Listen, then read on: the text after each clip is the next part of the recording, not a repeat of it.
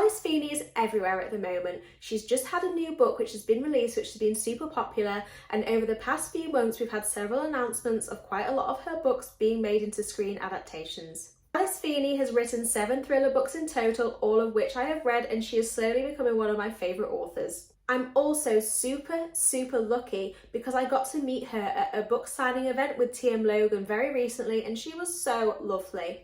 I thought I'd just take the time to share some clips of me looking excited but also awkward at the same time. It was such a good book event. If you're wanting to start reading Alice Feeney books but you don't know where to start, then hopefully this video will be of help to you.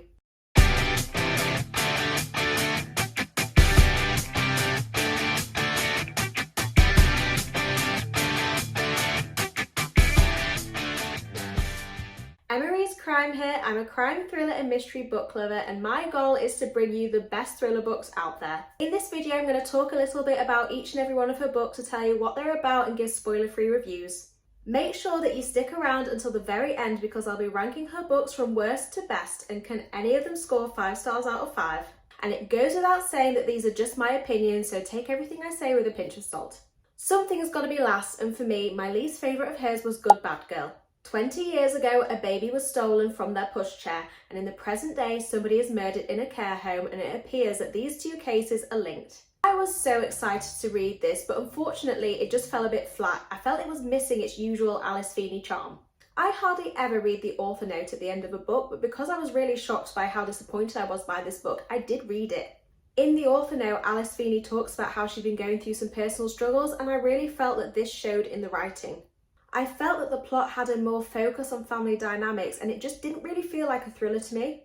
If you're new to the thriller genre, then this one could actually be a good one to start with, but overall I found it was a bit of a disappointment and I gave it 3 stars out of 5. Next up is Sometimes I Lie, which is Alice Feeney's first ever published novel. The synopsis of this is excellent. There's 3 things you need to know about main character Amber Reynolds. 1, she's in a coma. 2, her husband doesn't love her anymore. And 3, sometimes she lies. Considering this was her first ever published novel, I thought it was pretty decent. I think it's been written well and it has a good twist, however the ending does leave a bit open to interpretation. I enjoyed this book and I gave it 3.5 stars out of 5. I just feel since then she's written much better books with the exception of Good Bad Girl. This is also being made into a screen adaptation. Originally Sarah Michelle Gellar was going to be involved, but I think that that's not happening anymore and it's a new cast, but I don't really know much about it, I'm just going off rumours. Next up is the book that she released second, which is I Know Who You Are. So I listened to this book and Sometimes I Lie on audio, so I don't know if that subconsciously impacted my scores of these books. Maybe her books are just better to be read than listened to. In I Know Who You Are, actress Amy comes home to find her husband is missing. She then calls the police and they come round and they believe that she is hiding something. And they are right, she is hiding something, but not what they think. It takes a lot for me to say this, but the twist in this was absolutely revolting. It is so horrifying and gross.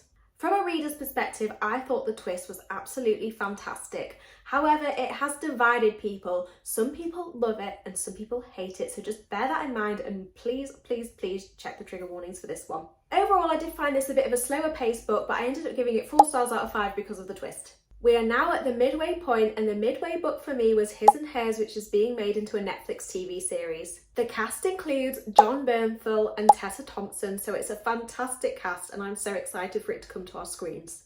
A woman is murdered in Blackdown Village. Newsreader Anna, who has recently had a demotion, is reluctant to cover the case. And she is quite right to be hesitant. When she arrives on scene, she bumps into DCI Jack, who is in charge of the investigation, and he also happens to be her ex-husband. And Jack becomes suspicious of Anna, and then as the case begins to unravel, there's evidence to make you suspicious of Jack. This one is so difficult to put down. You are hit with twist after twist after twist. It is so good.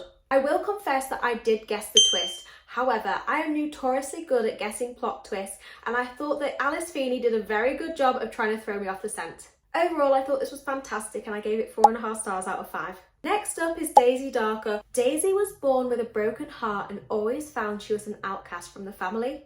The Darker family then reunite after years for Nana's 80th birthday on Halloween. One by one, the family members start dying, but who is killing them? At the Alice Feeney event, she spoke about this book and how it was a naughty book. She said that she really struggled to write this and make it work, and once she got to 85,000 words, she ended up deleting 80,000 of those words, which is insane, so she basically just started all over again.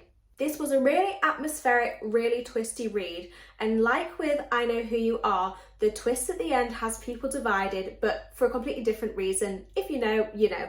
I loved the twist, to the point where I then had to go back to the start and reread to look for clues which I might have missed the first time round. But I can understand why people might not like this twist. Overall, I absolutely loved it and I gave it 4.5 stars out of 5. We've arrived at the top 2 and my second favourite book by her is Rock, Paper, Scissors. In Rock, Paper, Scissors, an unhappily married couple take a long weekend break to a repurposed chapel in Scotland. They're in the countryside, it's very atmospheric, and as you can imagine, there's not very many people around. This was my first ever Alice Feeney book, which I read, and I just thought it was incredible. I also believe that this one's being adapted into a Netflix series. I won't spoil it for you, but the main character has a condition which I'd never heard of before, and Google tells me it's true, and I just thought it added a really unique perspective to the story.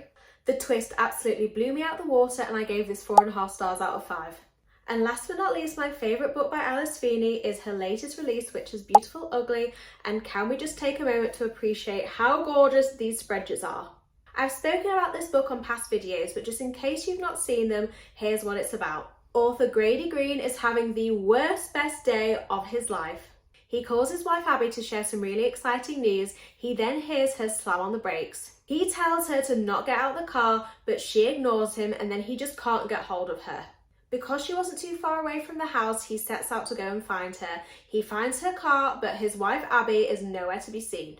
1 year later, he then goes to a remote island in Scotland to try and get his life back on track, and he has the shock of his life when he sees a woman who looks identical to his missing wife.